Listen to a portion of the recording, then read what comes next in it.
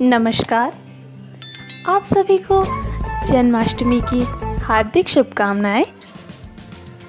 हमारे सभी के घर में लड्डू गोपाल की मूर्ति तो होगी ही, जिसमें लड्डू गोपाल एक हाथ में लड्डू लिए और ऐसा लग रहा है कि आगे की ओर बढ़ रहे हैं। इतनी सलोनी मूर्त को देख के किसी के भी मन में ममता जागृत हो जाती है। पर क्या आपको पता है कि लड्डू गोपाल इसी रूप में क्यों पूजे जाते हैं और कृष्ण भगवान का नाम लड्डू गोपाल क्यों पड़ा? नहीं, तो चलिए जानते हैं।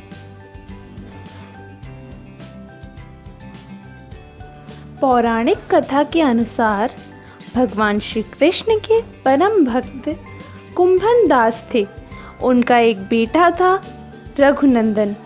कुंभन दास के पास भगवान श्री कृष्ण का एक चित्र था जिसमें वह बांसुरी बजा रहे थे। कुंभन दास हमेशा उनकी पूजा में ही लीन रहते थे। वह अपने प्रभु को कभी भी कहीं भी छोड़कर नहीं जाते थे। एक बार कुंभन दास के लिए वृंदावन से भागवत कथा के लिए बुलावा आया। पहले तो कुंभन दास ने उस भागवत में जाने से मना कर दिया, परंतु लोगों के आग्रह करने पर वे जाने के लिए तैयार हो गए। उन्होंने सोचा कि पहले वे भगवान श्री कृष्ण की पूजा करेंगे, इसके बाद वे भागवत कथा करके अपने घर वापस लौट आएंगे। इस तरह से उनका पूजा का नियम भी नहीं टूटेगा। कुंभन दास ने अपने पुत्र को समझा दिया कि मैंने भगवान श्री कृष्ण के लिए भोग तैयार कर दिया है, तुम बस ठाकुर जी को भोग लगा देना। इतना कहकर वह वहाँ से चले गए। कुंभन दास के बेटे ने भोग की थाली ठाकुर जी के सामने रख दी और उनसे विनती की कि वह आएं और भोग लगा लें। रघुनंदन मन ही मन ये सोच रहा था कि ठाकुर जी आएंगे और अपने हाथों से खाएंगे जैसे सभी मनुष्य खाते हैं। कुंभन दास के बेटे ने कई बार भगवान श्री कृष्ण से आने के लिए कहा, लेकिन भोजन को उसी प्रकार से देखकर वह निराश हो गया और रोने लगा। उसके रोते रोते भगवान श्री कृष्ण से कहा कि भगवान आकर भोग लगाइए। उसकी पुकार सुनकर ठाकुर जी ने एक बालक का रूप रखा और भोजन करने के लिए बैठ गए, जिसके बाद रघुनंदन के चेहरे पर मुस्कुराहट आ गई। वृंदावन से भागवत करके जब कुंभन दास लौटा तो उसने अपने बेटे से प्रसाद के बारे में पूछा।